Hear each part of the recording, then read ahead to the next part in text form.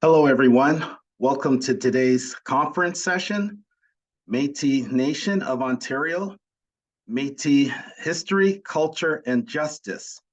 My name is Andrew Fairburn, and I'm joined here by my colleague, Lindsay Bemington, and we'll be your moderators for this session.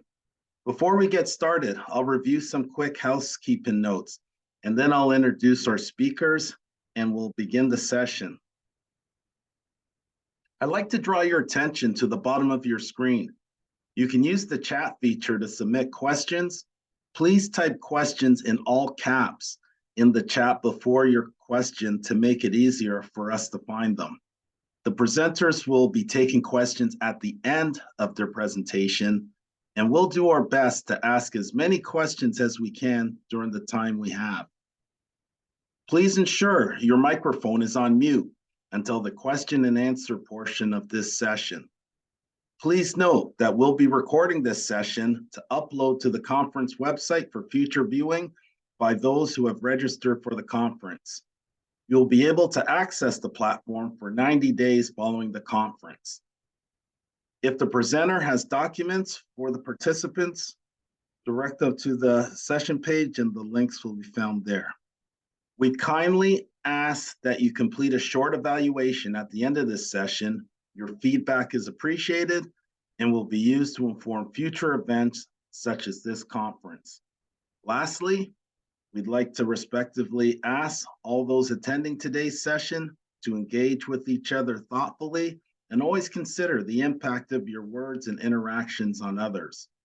As moderators, will not tolerate abuse or inappropriate behavior and will ensure that anyone who engages in such behavior is removed from this session. I'd like now to introduce our presenters for this session from the Métis Nation of Ontario, Megan Riberdy and Kyra Schrader, as well as Bradley Scar supporting with the slides. Please go ahead. Okay, hi, my name is Megan Riberdy. I'm the Indigenous Justice Liaison Coordinator with the Métis Nation of Ontario. I'd just like to begin by acknowledging the Indigenous peoples of the lands that we are on today. As we meet through a virtual platform, there are 46 treaties and other agreements that cover the territory now called Ontario. We are thankful to the First Nations, Inuit, and Métis people who have cared for these territories since time immemorable and who continue to contribute to the strength of Ontario and to the communities across the province. As I am located in Sault Ste. Marie, Ontario, we respectfully acknowledge the ancestral traditional territories of the Anishinaabe and in particular the Batchewana and Garden River First Nations, whose territory we are gathering on today. This territory is covered by the Robinson-Huron and Robinson Superior Treaties. I encourage each of you to learn more about the original caretakers of the land that you now inhabit and their history and their current issues affecting their communities. Thank you for taking the time out of your day to learn about the Métis Nation and our services that are offered by the M&O advocacy team. So I'm going to start by just introducing our advocacy team. It is our justice team, but we are going by advocacy now. So we have, this is just our tree. We have Bridget Bowman or Emily Patterson up at the top, who is our director. Then under her, we have our manager. Then we have our supervisor, and then our side workers to our supervisor, Noah and Andrew. And then underneath our supervisor, we have Kyra and myself. And then we have the restorative justice coordinators that are across the province. Over to you, Kyra. Thank you. So who are the Métis? The Métis began through relations with European men, mainly Scottish and French, and First Nations women, mainly Anishinaabe in Ontario. Through these marriages and then the intermarriages of these mixed ancestry individuals, a new people, a new culture was created.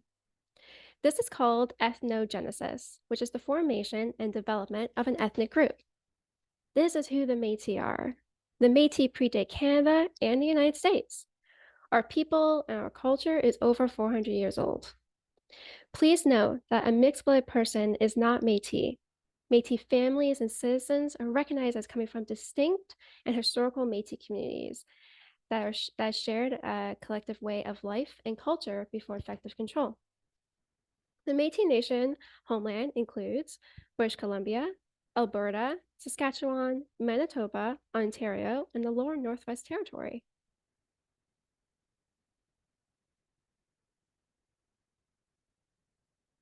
So who are the Métis in Ontario? The Métis in Ontario are unique, as we had access to the Great Lakes and waterways. When many people think of Métis, they think of Manitoba and the Red River Colony, and their symbol, the Red River Cart. As the Métis in Ontario used the many beautiful lakes and waterways, a cart was not necessary. We used canoes instead. As the Métis in Ontario used many, As the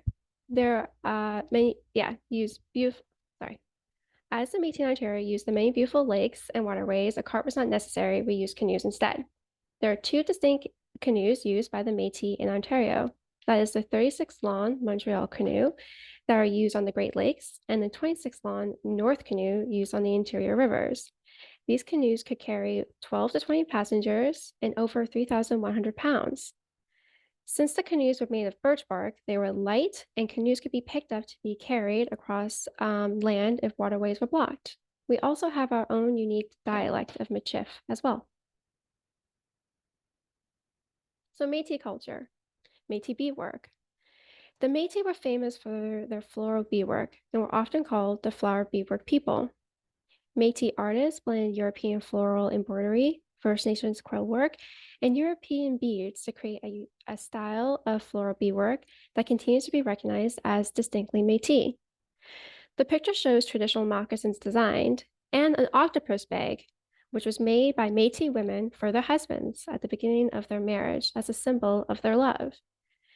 The bags will hold tobacco, a pipe, tinder, and other essential tools for being on the land. The Métis believed that these decorated beaded items, when given to relatives or friends, would bring good health and prosperity. Traditional Métis beading focuses on the flowers and vines that connect all the flowers together. This is unique to our beading. The Métis have a belief that only the Creator can make something perfect. So what is called a spirit bead is added. This is a bead which is either miscolored or misplaced. Traditional designs include a black or very dark background, colorful beads for flowers and vines, focuses on the plant life found in that Métis Nation's region, and has a spirit bead. The Métis specialize in a two-needle technique, in which one threaded needle is used for the beads, and the second threaded needle is used to secure the first line. Modern Métis beaders use cotton thread, which is rubbed against beeswax to toughen the thread. Beads are standard size 10, also known as seed beads, and the needles that match the size of the beads. So Métis culture, the Métis national flag. The Métis flag predates the Canadian flag by 150 years. In a gift-giving ceremony in 1814, the Northwest Company partner, Alexander MacDonald, presented the Métis with the Métis flag, which soon became a trademark for the nation. The infinity symbol featured on the Métis flag represents the joining of First Nations and European cultures, and also it symbolized the immortality of the Métis Nation. Métis culture, the sash. The sash has been a symbol of Métis heritage for more than 300 years. It respectfully blends First Nations finger weaving techniques with European design and wool.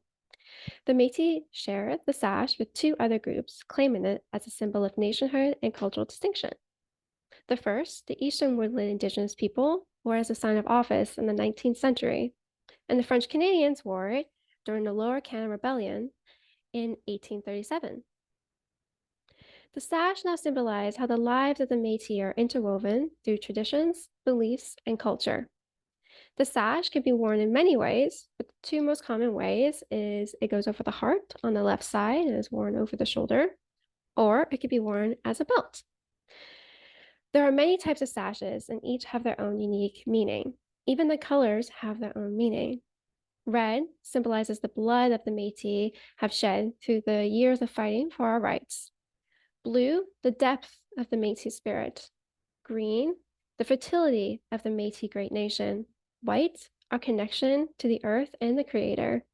Yellow, the prospect of prosperity. And black, the dark times of the suppression and disposition of Métis lands. So I actually have some examples here today. So we have a mini sash, which of course has all the colors I've mentioned. But sashes can also come in the traditional long version. Here we have blue and white, the colors of our flag. And then I also have another large sash, and this one is actually called the Louis Riel sash. Now we're going to be moving on to Crown and Powley. Prior to the establishment of self-government agreement, the Crown and Powley was a landmark case which took place in the historic Métis settlement of Sault Ste. Marie.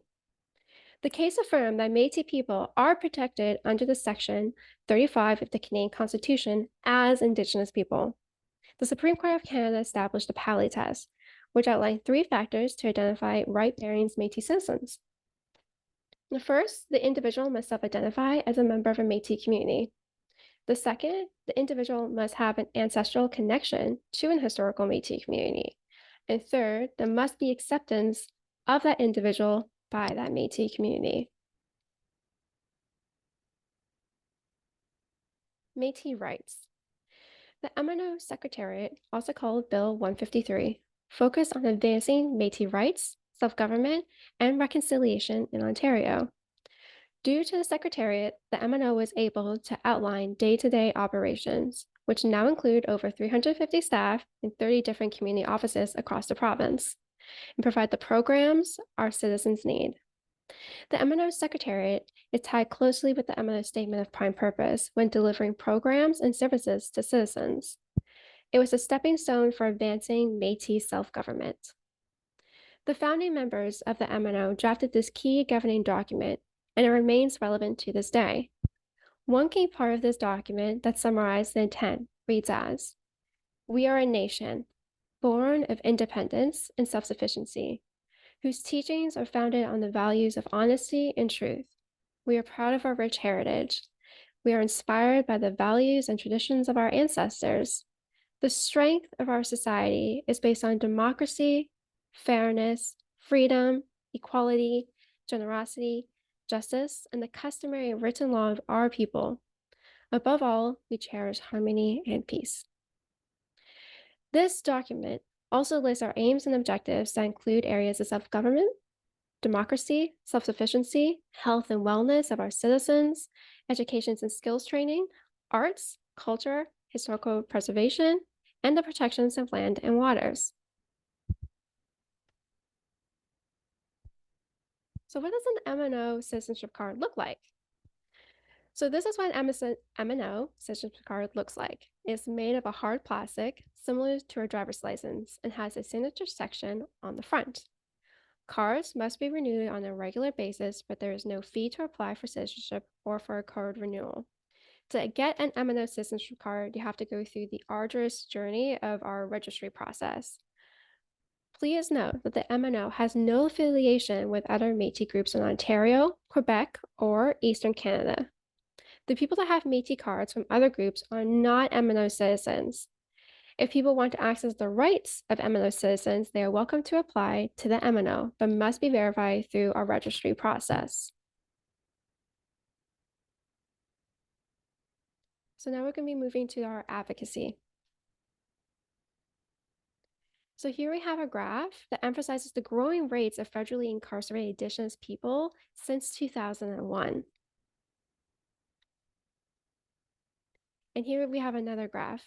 As you can see, the blue line outlines the steady increase of incarcerated Indigenous people versus the orange line that actually has a steady decrease of non-Indigenous incarceration rates. There are many different complex causes to overrepresentation of Indigenous people, and the Royal Commission of Aboriginal People identified 7 main causes. First, colonialism. Many mechanisms of colonial control have been imposed, things like violent relocation to reserves and other designated settlements, and also legislation like the Indian Act. Second, the social economic marginalization. What I mean by this is clear that Indigenous people are marginalized in Canada. They usually have lower income, education, and employment. 3, systemic discrimination. The Aboriginal Justice Inquiry of Manitoba spoke about this, and they said, this idea of a standard practice within our system has created an adverse impact upon Indigenous communities. 4, policing. Indigenous communities are policed more aggressively than other communities, while at the same time, Indigenous people are under-policed, and that their complaints are not responded to with the same level of vigor as non-Indigenous people making complaints. 5, the courts. Indigenous offenders are sentenced to custody more often than non-Indigenous offenders. In 2016 to 2017, 30% of the total sentenced custody population were Indigenous. For Indigenous youth, that comparative number for secure custody and open custody was even higher at 55 to 60%, respectively. 6, corrections. Indigenous people are often more likely to be gang affiliated, over-involved in the use of forced interventions, and spend more time in segregation than non-Indigenous offenders. And 7, and one of the most important, is culture clash. Indigenous people are required to fit into a system that does not reflect our values and how we see ourselves. When this happens, overrepresentation occurs. But how can you help? Tips for interacting with Métis people. The MNO Advocacy Program has listed 7 main tips for interacting with Métis people in the criminal justice system. The first, don't assume someone is not First Nations, Inuit, or Métis. Always ask. Provide a safe space for Indigenous people to identify themselves. A safe space is a space that respectfully towards one's culture, is aware of cultural needs, and a space does not doubt someone's identity. Recognize the importance of cultural identity. First Nations, Inuit, and Métis people have a unique history, culture, values, and traditions. It is important that everyone recognizes that they are different, and while what one community may practice, another may not. Be trustworthy. It's important to recognize that Indigenous people have a long history of broken promises within the system. So how can you show you are trustworthy? Do not doubt the experience of the voices of First Nations and Inuit people in incarceration. Listen to what they have to say and consider it. Be aware and understand the benefits of Indigenous support programs and utilize them. Appreciate the importance of using appropriate terms when communicating with First Nations, Inuit, and Métis people. It is important that we avoid grouping all Indigenous people. We don't want to create an idea that Métis, Inuit, and First Nation cultures are so alike that one can be applied to the other. We recommend you try avoiding using the word Indigenous and try to emphasize using First Nations, Inuit, or Métis instead. Understand the barriers that affect First Nations, Inuit, and Métis people. And when you're not sure about something, it's okay to ask. Our justice program is always here to take your questions.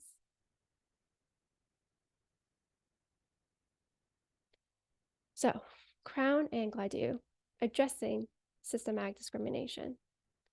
The legislature tried to address the mass incarceration of Métis, First Nations, and Inuit with the introduction of Section 718.2 of the Criminal Code, with the clarification on its application provided by the court in Crown and Gladue. Gladue reports are designed to tell a story of a defendant's life and inform the courts about the experience, which may explain why the defendant is in front of them today. They can include information pertaining to intergenerational abuse, where there is a history of poverty, homelessness, racism, discrimination, substance abuse, a loss of culture, language, land, identity, where they have lived or do live on a reserve, attended a residential school, or is a descendant of a residential school survivor, as well as any medical issues, personal goals, and sentencing recommendations. Gladue reports are considered in a variety of situations, including sentencing, bail hearings, parole considerations, and mental health court. Next, we speak about the Yakabuchi Report. So what is the Yakabuchi Report?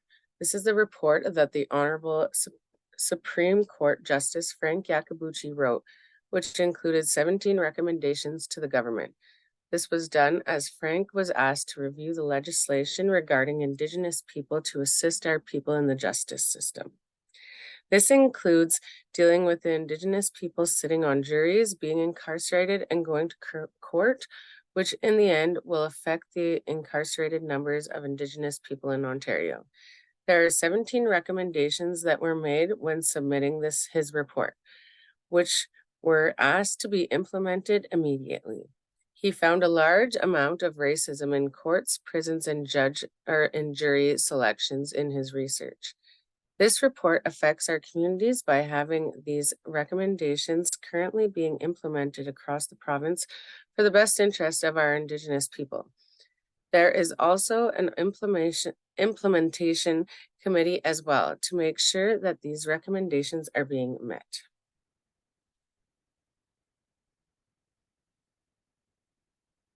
So this is the Justice Liaison Program. This is the current program that has been helping our Indigenous communities, focusing on Métis across the province for the last few years, but it is now in transition to become more of a community education-based program. The Justice Liaison Program has helped MNO citizens as well as many self-identifying Indigenous people seeking legal assistance. The program has been client-led and has been able to adapt to this to be specific to every individual need. This program has provided assistance in the following ways. First, we would provide legal education and information, which would include access to legal definitions, guidance on finding legislation, and any legal resources that may be available, and directing them to articles and publications that may be helpful for their inquiry. It also could include providing clients with relevant documents or forms for courts or tribunals. Second, we would provide legal resources, which would include referrals to the internal MNO programs and services. It also includes assistance locating lawyers or paralegals within the client's catchment, limited scope and legal professionals, as well as locations of legal community services such as legal aid or pro bono clinics. Although the Justice Liaison Program may assist with areas of law, we mostly have received inquiries in the areas of family, civil, criminal, human rights, and landlord-tenant disputes. Upon speaking with the client to obtain a better understanding of their circumstances, legal resources, information, and education are discussed over the telephone and then provided via email afterwards, depending on the information that is needed. This may include Law Society of Ontario, pro bono and legal aid resources, educational materials, and referrals to our internal MNO programs or external. And there may be further areas to assist in regards to like our restorative justice program. The catchment area of this specific program is Sault Ste. Marie. However, as services are mostly virtual now, our program can extend across all of Ontario. I will note that the MNO Justice Program does not provide any legal advice, nor do we provide money to cover legal costs or court fees, and we, as of right now, cannot act as a surety. This position, which is mine, is now transitioning into more of a community-based program, which leads us to our next slide. So we are transitioning into our community justice program. So the Métis Community Justice Program primary objective is to empower Métis communities with the legal literacy and legal awareness necessary to understand their rights and obligations within the justice system. Legal literacy is very important of ensuring that the individuals and communities have the knowledge and support to navigate the justice system confidently. The program based in Sault Ste. Marie has also has the following overarching objectives: networking with the justice stakeholders, community agencies, and potential partners to raise awareness about the importance of equitable access to justice for Métis communities, and to identify and bridge gaps in service delivery. Also engaging in community outreach through meeting attendance, hosting gatherings and presentations for the purpose of building awareness of the regional Métis community councils, courthouse staff, and relevant community partners. And also promoting cultural appropriate access to justice supports and services for the Métis. This may manifest in a variety of ways, including ensuring community members are aware of the M&O programs available to them and providing cultural competency training to justice service providers in the catchment area. So the Métis Community Justice Program will promote access to legal literacy and access to justice and advocacy in a variety of ways, including hosting public legal education sessions for community members on a variety of legal topics, including criminal law, the Yakabuchi Report, landlord-tenant tribunals, family law, etc., providing community members with public legal education and legal awareness beyond the sessions. This may include printed materials with legal education and hosting mini justice forums for the community members, elders, and stakeholders. Building meaningful partnerships with stakeholders for the purpose of accessing legal information and resources to provide to the M&O clients. Also building partnerships to enhance Métis participation in the justice system, including the Métis participation on juries. Also arranging for the translation services as necessary in court to ensure that Métis clients understand the court proceedings. Next, I'll speak about the restorative justice program that we have. So the restorative justice program is currently offered in regions 1, 2, 3, 4. 5, I believe, is starting either this week or next week. 6, 7, not 7 just yet, but that will be filled soon. And 8 and 9, with the vacancies that are being filled in region 5 and 7. Services are still available virtually to the community members in those regions, though. Restorative justice is a broad term that generally refers to a system of justice stemming from Indigenous worldviews of conflict resolution and restoring balance within communities. It is based on an understanding that crime is a violation of people and relationships and is based on principles of respect, compassion, and inclusivity. Restorative justice seeks to repair harm caused to the individual and the community by encouraging the offender to recognize the harm that is caused by the act, take accountability for the harm, be involved in open discussions, usually in a circle setting, with the person harmed and community members to discuss the impact of the harm, be actively involved in repairing the harm, and make amends with the person harmed and in the community. Unlike other restorative justice programs, our program is facilitated by a restorative justice coordinator with the assistance of the Métis community volunteers and Métis senators who make up the Justice Council for Diversions. These Justice Council volunteers are able to provide their justice worldviews and unique lived experiences during the diversion circle. The services are client-based and reflect client needs. All community volunteers and Métis senators are trained in the community mediation and restorative justice principles. The program can utilize in-house Métis focused support programs such as the Métis Mental Health and Addictions Program, M&O victim services, etc., dependent on the client's need, ensuring that the support is culturally appropriate.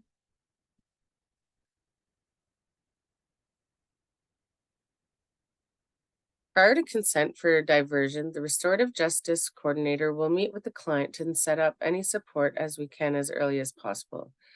Once the Crown or police consent to have the matter diverted to the M&O, the RJC will meet with the Justice Council to coordinate a date to host the diversion circle.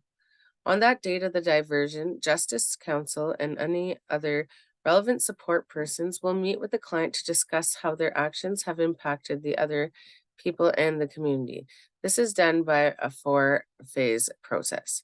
Phase 1, reflection phase. The reflection phase is gathering information from the person who has caused harm about the harm who had took place, what led up to the harm, what was the root causes of the harm, and what the person was thinking at the time, and what their needs are, and so on. Phase 2, community impact phase.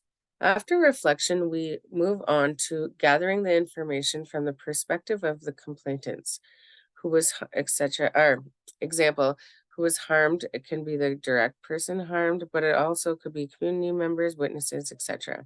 And learn about what impact the harm has had on them and what their needs are. Phase 3, action planning phase.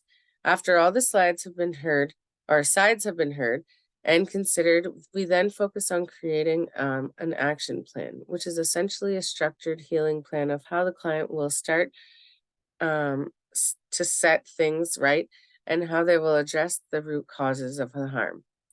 Common items on the action plans have included referrals to victim services, referrals to the mental health and addiction services, reconnecting with the culture, apology letters, financial compensation, etc. The methods can be quite creative, and we aren't bound and limited to set of items. Phase 4, action phase.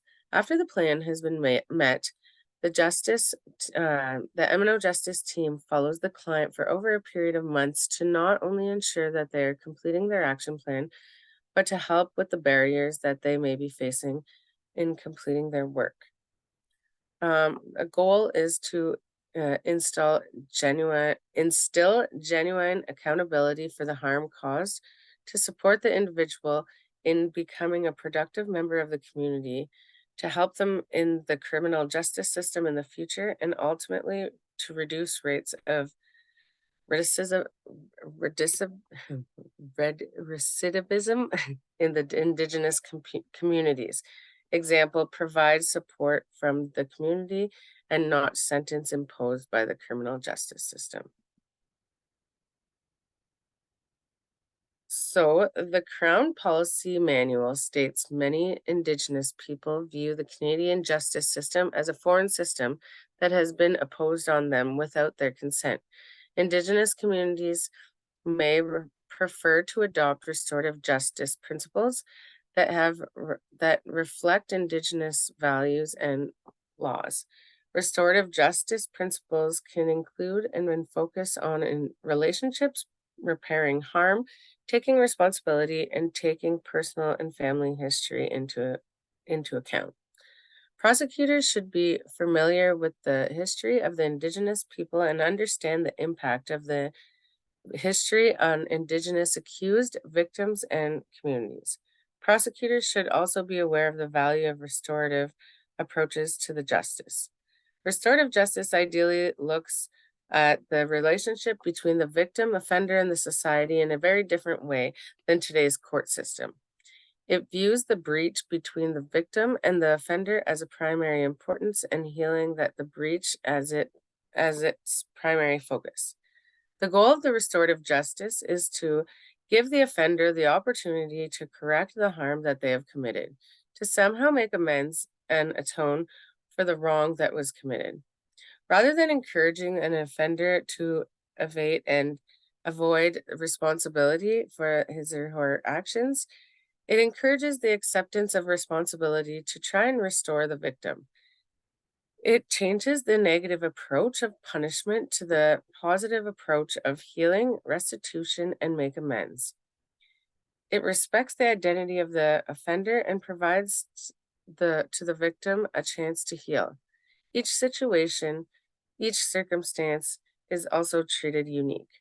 Just as the victim and the offender are unique, individual appropriate solutions are sought, and the focus is on the future. Instead of being set up against each other, the victim and the offender are actually encouraged to come together to work out a solution to the problem between them. The two individuals, rather than the state, are to focus on the intervention and their relationship that is central. Problem solving rather than guilt fixing is the goal of the process. Restorative justice is not just about the victim and the offender, but it is also about restoring balance in the community.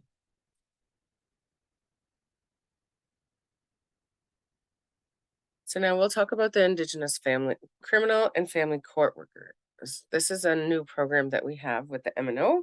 So the Indigenous Court Worker plays a crucial role in supporting the Indigenous individuals, both youth and adults, involved in the justice system, particularly in the areas of family law, criminal law, and child welfare. While they cannot provide legal advice, they serve as advocates, assisting those who may be unable or unwilling to speak for themselves during the legal proceedings. Their support extends to accused persons and families navigating the court system. Key responsibilities of the Indigenous Justice Court Workers encompass both criminal and family law matters, and they include court attendance. The Indigenous court workers accompany clients to court appearances, whether created to criminal or family law cases. They also facilitate meetings with the legal authorities to assist their cases. Next is information and explanation. They provide individuals with comprehensive information about their charges, rights, and available options in both the criminal and family law contexts. This includes explaining alternative justice processes and the functioning of the justice system, court procedures, and any court directives or community guidance. Next is referrals. In addition to connecting the accused individuals to appropriate legal resources like legal aid or for criminal cases, ICWs also refer clients to legal resources specializing in legal or family law matters. They further link clients to social, educational, employment, health, cultural, and community services, recognizing the diverse needs that may arise in the family law situations. Next is the cultural bridge. The ICWs serve as a bridge between the justice system and the First Nations, Métis, and Inuit communities for both criminal and family law matters. They facilitate communication and understanding between these communities and legal authorities, advocate for clients in both contexts, and educate the court about the cultural perspectives and concerns of the Indigenous communities. Their role also extends to promoting an appreciation of the justice system and alternative justice processes within the communities, encompassing both the criminal and family law issues. Over to you, Kyra. Thank you, Megan. So the Gladue Aftercare program is available across Ontario and assists individuals who are in contact with or have been recently in contact with the criminal justice system. The program seeks to provide reintegration support to Métis individuals by assisting them in addressing recidivism stressors through a client-led action plan. The program may be available to individuals who are being released from incarceration or have recently been released from incarceration, are undergoing criminal court proceedings, complete or recently completed a pre or post-charge diversion, recently justice involved in seeking supports with community reintegrations and access to cultural connections, have received a Gladue report, or have attended Gladue court. Clients of the Aftercare program work with the Gladue Aftercare worker to develop an action plan that is client-led and unique to their circumstances. The action plan will support culturally relevant access to services by internal MNO programs and external programs and services as required. The aftercare worker facilitates the referrals and guides the client through the action plan, checking in frequently to assist with any barriers or obstacles that they may encounter. The objective of the Gladue Aftercare program includes, but are not limited to, addressing recidivism stressors to prevent reoffending, including addressing homelessness, loss of cultural connection, food securities, concerns, mental health and addictions, employment, and education. Also, to support clients with relevant community connections and services, ensure clients have access to culturally appropriate program referrals, facilitate mentorships with Métis elders and knowledge holders, and building external partnerships with rehabilitation and reintegration programs that are Indigenous-led and focused. Next slide, please. Thank you. So why are our advocacy programs so important? The Royal Commission of the Aboriginal People stated, and I quote, "The Canadian criminal justice system has failed the Aboriginal peoples of Canada, First Nations, Inuit, and Métis people on reserve and off reserve, urban and rural, in the territorial and governmental jurisdictions. The principal reason for this crushing failure is the fundamentally different worldviews of the Aboriginal and non-Aboriginal people with respect to such elemental issues as the substantial content of the justice and the process of achieving justice." End quote. In 2000, the Indigenous people made up of 17% of inmates in the federal, provincial, and territorial prisons. In 2014, 20% of the inmates in federal prisons and 26% of the inmates in the provincial and territorial jails were Indigenous. In 2016, 1 in 4 men and 1 in 3 women in custody were Indigenous. Since 2010, the Indigenous inmate population has increased by 43.4%, and the non-Indigenous inmate population has decreased by 13.7%. Today, Indigenous peoples only make up 5% of the total population in Canada, represent 30% of the federally incarcerated population in our country. These stats show that what is currently being done is not working. Our justice programs play a crucial role in addressing the overrepresentation of First Nations, Inuit, and Métis people at every stage of the criminal justice system, while offering a safe and culturally appropriate space for the individuals to take responsibility for their actions. So the Indigenous Justice Strategy, background, updates, and engagements.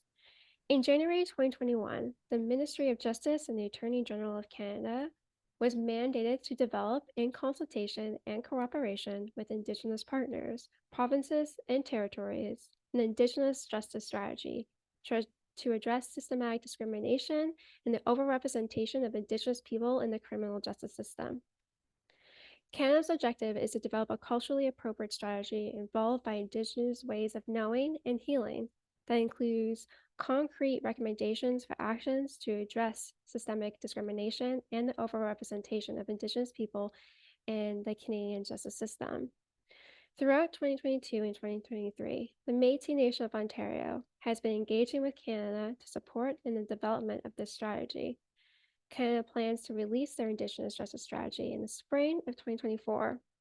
As such, the MNO will provide a submission on our behalf of our citizens to ensure that Métis perspectives are included and respected.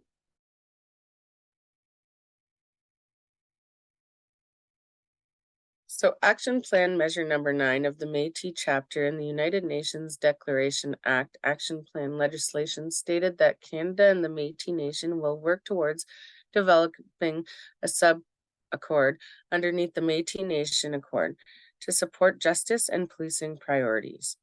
Part of the UNDA legislation mandates Canada to review and harmonize all of the laws to be consistent with UNDRIP legislation, which will require amending all of the Canada's criminal laws to support Indigenous self-determination in the spheres of justice and policing.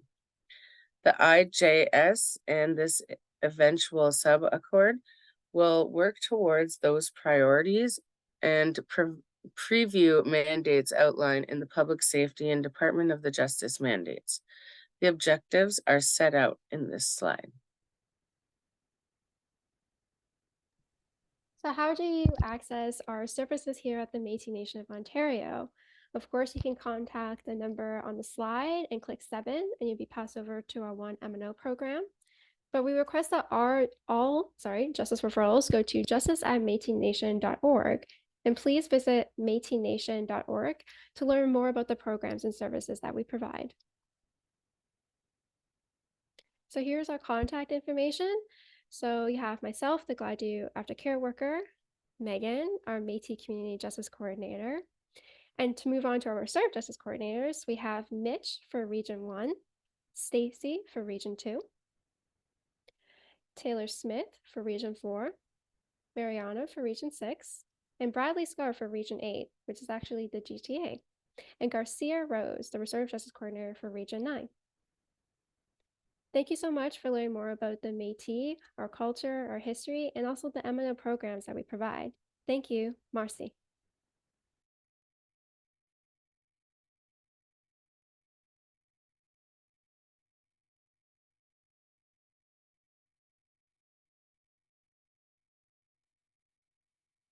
Check if there's any questions in the chat.